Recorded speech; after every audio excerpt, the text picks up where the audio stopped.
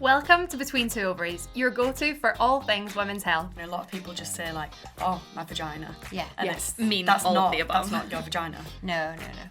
Well, it is. We're here to cut through the confusion, bust some myths, and give you the facts straight from the experts. You cannot still believe the amount of people that come to a gynaecology clinic saying that they don't look right down there and they need something doing about it. We're keeping it real, bringing you honest conversations about topics that matter to you. Everything goes back to the menstrual cycle. Yes, it's a low-risk procedure, but it's not a no-risk procedure. From periods to menopause and everything in between, we've got you covered. So whether you're here to learn, laugh, or just listen, you are in the right place. As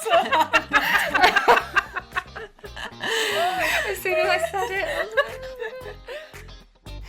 Hi everyone, welcome back to Between Two Ovaries. Today we're talking about ovarian cancer, the facts, myths and future frontiers. Yeah, so we thought this episode would be important because I feel like it's one of those conditions that people are really concerned that they've got. So if they have any symptoms in their tummy and they're a woman, they kind of like, have I got ovarian cancer? And there's quite a lot of adverts recently about if you've got bloating and tummy pain, then you should see a doctor and you might have ovarian cancer. And the adverts do actually say you've probably not got ovarian cancer. And I think overwhelmingly that is the answer to this.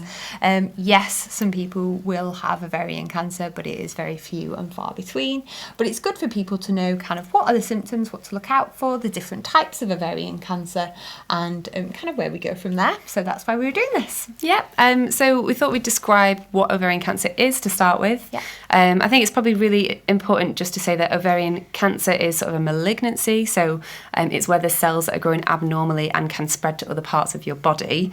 You can get cysts on your ovary, which are sort of, described as tumours potentially, but are not malignant. They are benign, so not cancerous, not going to spread. It gets really, really confusing when we think about all the different types of ovarian cancer, and we don't want to confuse you unnecessarily and ourselves. And ourselves. But let's quickly just say that ovarian cysts are very, very common. Yes. Ovarian cancers are rare. Yes. Ovarian cysts, everyone will have at some point. Like happen all the time, and especially when you're younger, because you have these like physiological normal cysts on a monthly basis, which can get quite big, and then you can just have like simple cysts quite often. Ovarian cysts we see very, very often. Ovarian cancers we don't see very often. Yeah. So when we think about the types of ovarian cancer, there are sort of three broad categories.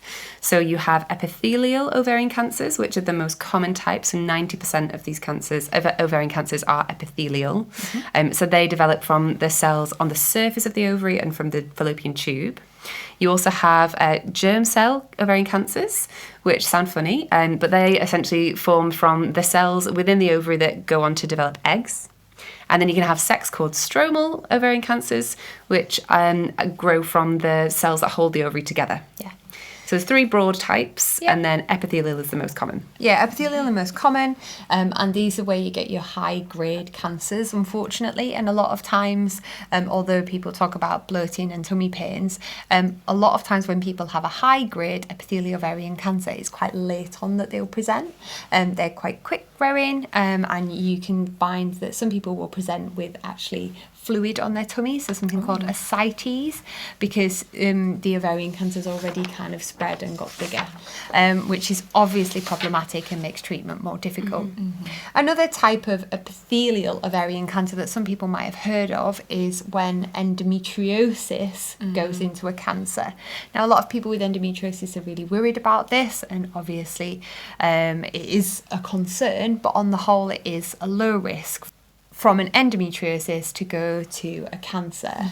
So it's still kind of a low proportion that would happen too. But it's something that can happen, and they fit in with that epithelial group of cancers. Yeah. So as we mentioned, we're not going to go into all the different types of those three broad categories. But one that is of interest that we thought would be interesting to discuss is within the germ cell type of ovarian cancer, which was the cells that form the eggs, you can get something called a dermoid cyst or a mature teratoma. Oh yeah, are these the very Yeah. interesting cysts? Yeah. With maybe So teeth? these, just to clarify, are not cancer. Yeah. So as we mentioned at the beginning, you can have cysts on your ovary that are not cancer.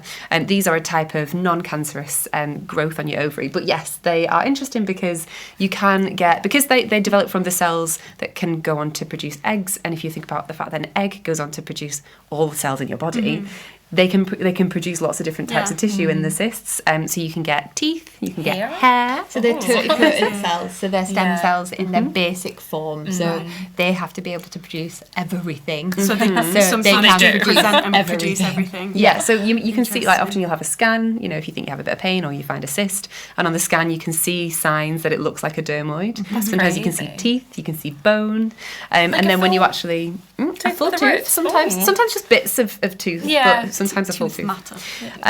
And when you remove them, so if they don't always need to be removed, but if you did have it surgically removed, you can literally see hair, fat cells, teeth, cartilage, crazy. bone. It's they're really difficult because when you start getting the hair and the fat cells out, obviously it's everywhere. So you need to Yeah. just wash and wash and wash Yeah. and wash to get everything out if you're having a surgery to have that removed. Yeah. Obviously the surgeon to do, not Yeah. anything to do with the patient. Yeah. They often get removed because they can taut, so they can twist, and then they could kind of, if it's twisted and the blood supply to the ovary is compromised, then that ovary could die. Oh, right. They can get quite big, which obviously you don't want because you don't want a massive And if cyst. it's causing you pain in the first place. Yes. Yeah. And also, they're not going to go away. So when we have these physiological, in inverted commas, like normal cysts, sometimes they do go away. Yeah. But these aren't going to go away on their own. So they're only going to get bigger. So most people would have these removed if they were If they're causing sizable pain, and yeah. causing pain. But they're not cancerous. They're not cancerous. Okay, They're just good. interesting. Just checking. So I mean, there's lots of different types of ovarian cancers that are very interesting. It's Yeah. just that we're going to try and keep it a little bit more simple to, and just like Yeah, general people can digestible. understand, Yeah. and we can understand the different types of ovarian cancer. So we thought we'd move on to sort of how common it is. Yeah. So it's not very common, which is the overall message. Ovarian cancer is the 6th most common cancer diagnosed in women in the UK. Okay. So that's women specifically. So it's not the top cancer. It's lower down. It's 6th. And actually, there's only about 7,500 people in the UK diagnosed each year. So when we It's say not it's many. rare, it is rare. It's not Yeah. something that everyone's going to get. So if you have got pain, if you have got a cyst on a scan, it's still a small chance that it's Yeah. going to be an ovarian cancer. And mostly these will affect these ovarian cancers that most often affect people that are older. So Yeah. 65 is the mean age. So you're postmenopausal, and that's potentially when you would get an ovarian cancer if you're going to get one. It's very rare to happen earlier on in life, and I think people need to be aware of that, and that's kind of the learning point that we want to put out there. Yeah. Yes, get checked out if you're worried about things, but really try and kind of put it into perspective that it is very rare. Yeah. They So- can be more common in certain groups of people, and Yeah. I think it is.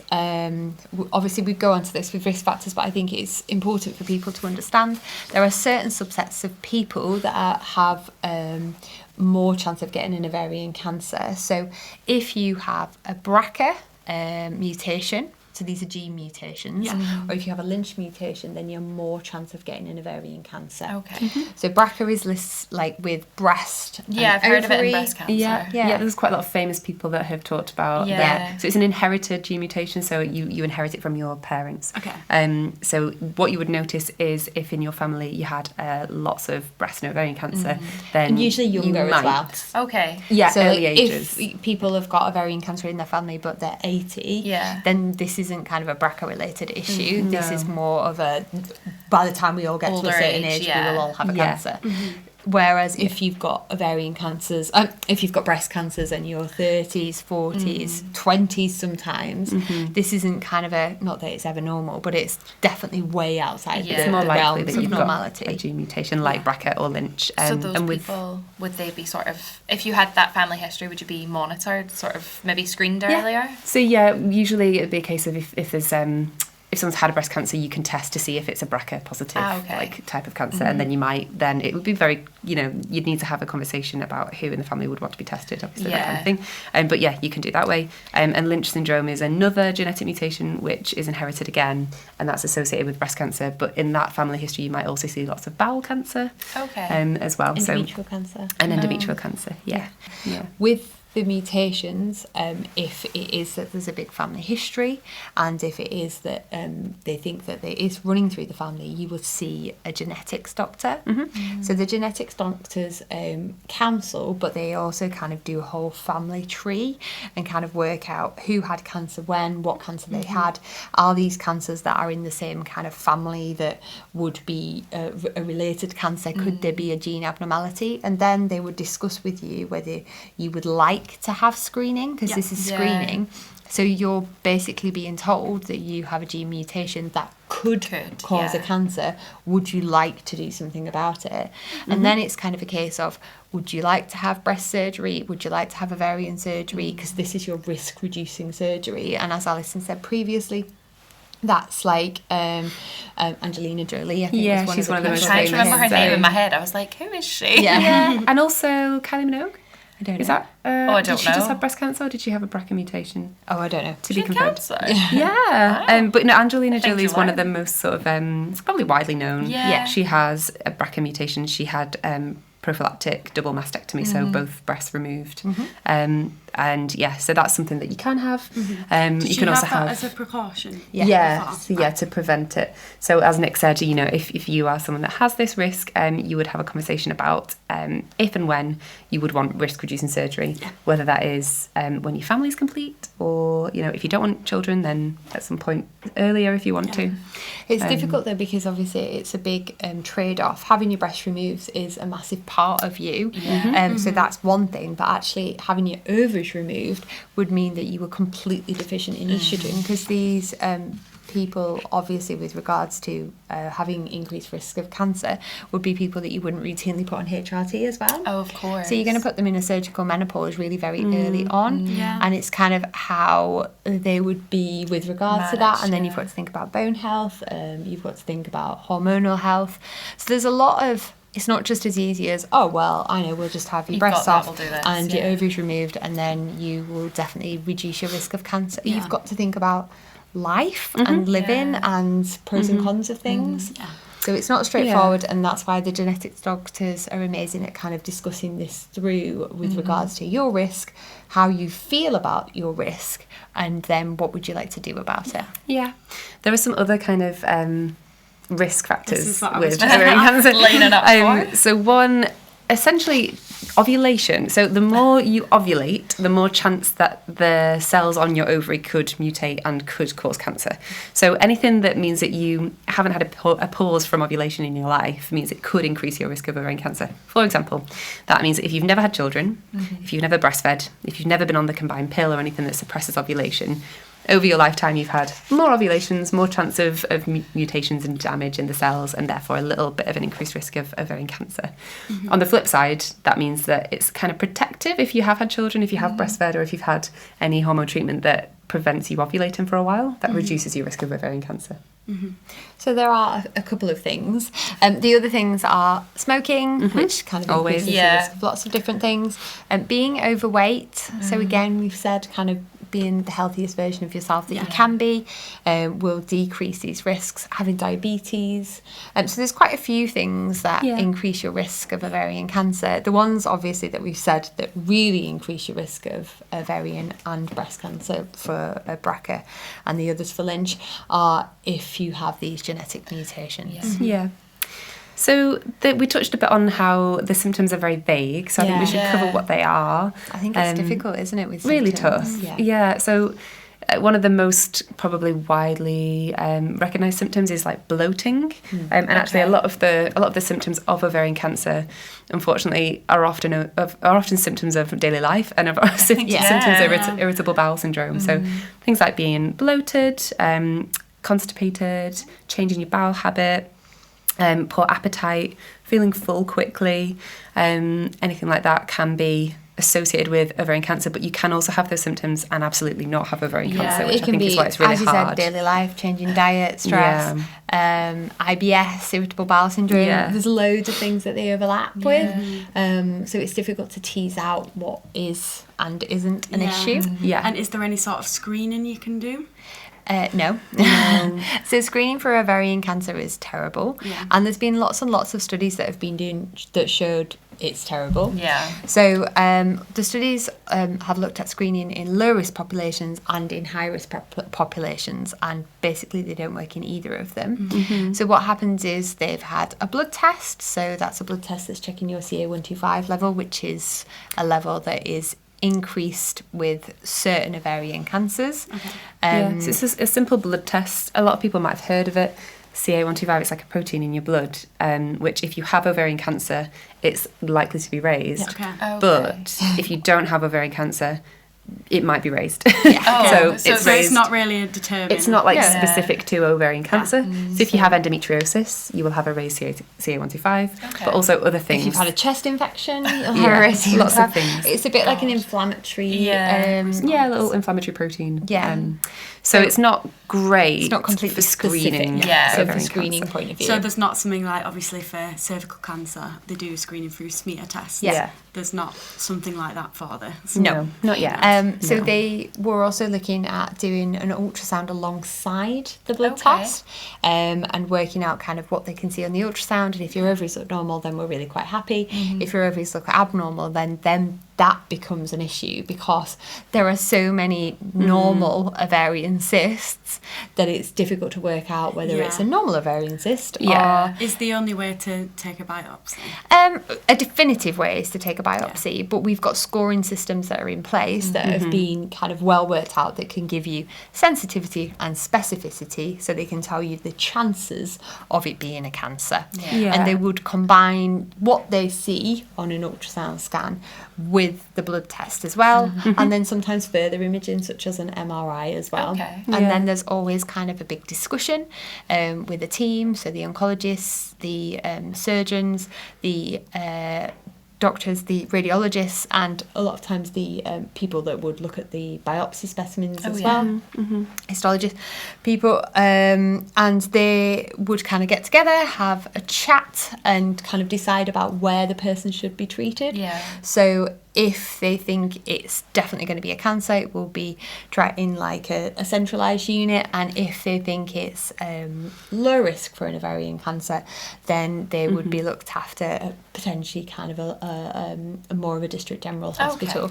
And just to go back to the screening as well, because I think we've really highlighted why it's so poor in ovarian cancer, because we haven't got one thing that is high in ovarian cancer that's low in every other condition, which is what you need for a screening test to be useful. So only in an early ovarian cancer, only 1 in 2 people will actually have a raised CA125.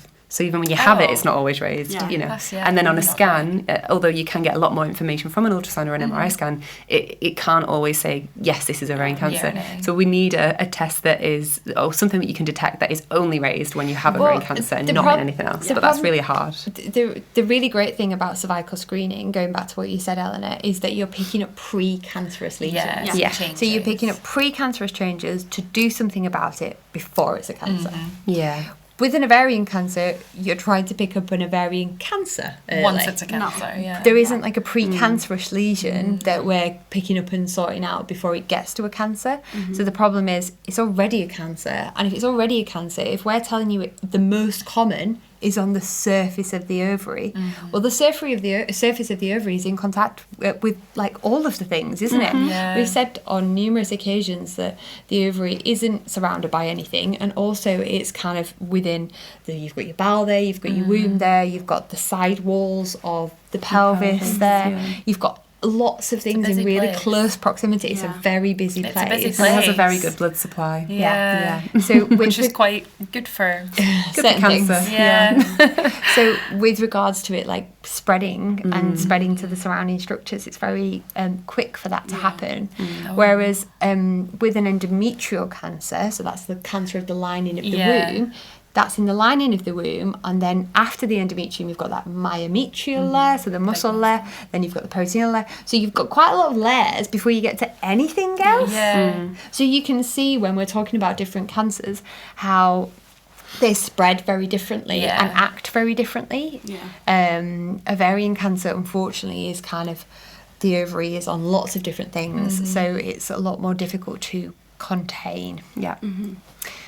Yeah, so screening's not great. Diagnosis, we mentioned again, so it will involve what Nick mentioned, so potentially blood tests, different scans, and a discussion with lots of different team members to decide, what would be the best course of action. Yeah. And that brings us quite nicely to treatment. Yeah. So if you did scans and you had seen something and you thought, yeah, we do think that this is ovarian cancer, what would be the first go-to thing to do? So it depends on your kind of age. If you're postmenopausal versus premenopausal, there might be a different consideration in what kind of surgery you would have, and also the type of cancer that we think you have, and also the stage of cancer. So is it just in the ovary, or is it also in other parts of your body? So it's really hard to say like, oh, this is what the treatment would be, but it can involve surgery, and that surgery might be something a bit more conservative, like just removing the ovary and the tube, or it could be more extensive, removing the ovaries, both ovaries, the tubes, the uterus, lymph nodes from around the area, biopsies from other parts of your body. It can be completely different. And as somebody who's 30 and not had children, you're going to do a very different surgery to somebody who's 65, and depending on what you find. So if it's somebody who is young, which are very rare to happen, but a lot of times they're not going to be these where they're everywhere kind of cancers. They're just going to be confined to one ovary, so you'd remove that ovary in the hope that you've got a normal ovary still there. Then you could think about maybe fertility preservation if that's appropriate. Yeah, so that would be collecting eggs and storing them for future use for fertility. Or if you were a young person, that the best way to treat your ovarian cancer was to remove both ovaries, but you want to have children in the future, that's something that we could think about talk about beforehand. Obviously, if there's abnormal looking tissue in both ovaries, then fertility preservation is not going to be acceptable, because we don't want to be putting needles into cancerous structures and potentially spreading it everywhere else. When the cancer surgeons do the operations, they are so careful to try and keep any capsules around things and not break them, because you want it to be taken out as a whole and contained. So you're not spreading it as you're taking it out. As soon as you puncture that, you're upgrading it, upstaging it, because it's going other places. So you need it to be as contained as possible. But so the surgery varies depending on the type of cancer you have, what stage it is, but there's also chemotherapy as well, and there's also radiotherapy. So it'd be individualised, and I think it's too difficult for us to really say exactly what each type of cancer would be treated by, because it depends so much on the person and the cancer. Sometimes they won't have surgery first either. Sometimes they'll have chemotherapy to try and shrink things, and then they'll have interval debulking surgery, so they'll have a surgery after they've had chemotherapy to remove as much identifiable cancer tissues as possible. And sometimes with an ovarian cancer, this means that they're stripping under the diaphragm, they're removing your spleen, they're taking part of your bowels, they're taking, these can be massive surgeries, but not always. Not always, but they can be. If you can decrease any visualized cancer to nothing, chances of chemotherapy working and chances of prolonging life are better than you leaving cancer there. So they can be quite radical surgeries. And there's also there's a different type of chemotherapy that is available called HIPEC, nickname hot chemotherapy, which I think is much easier, but HIPEC means hypothermic intraperitoneal chemotherapy, which essentially is if you're having surgery, and I think it tends to be sort of higher stage ovarian cancers. So it's usually debulking, I think, that they do this at, And so you would be having surgery for your ovarian cancer.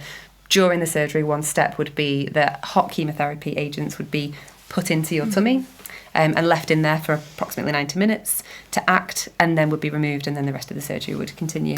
So that's something that is being introduced and used in ovarian cancer. It's also used in other cancers as well. It might not be suitable for everyone, but it's another thing that exists that could be part of someone's treatment plan. Interesting. Yeah. So it's not easy to diagnose. It's not straightforward to treat. There's no good screening issues at the moment. But I think it's that kind of, if you think that you have change in symptoms, if you've got change in bowel habit and you're older, then you definitely need to see a GP. If you are worried, then you need to see a GP. But also you need to bear in mind that on the whole, people haven't got an ovarian cancer, and hopefully you can be reassured. Yeah. That was basically everything we wanted to cover, I think, Yeah, with I think so. ovarian cancer. So with regards to any questions? Questions? Yes, We did do get some have questions some. from our followers. Let's see. So I think we have covered quite a lot of these. Okay. We do tend to. We do quite well. Can lifestyle factors such as diet and exercise reduce the risk of ovarian cancer? Well, yeah, so definitely things like not smoking, being a normal, healthy weight, eating healthily, exercising can reduce your risk of all cancers, not just ovarian cancer.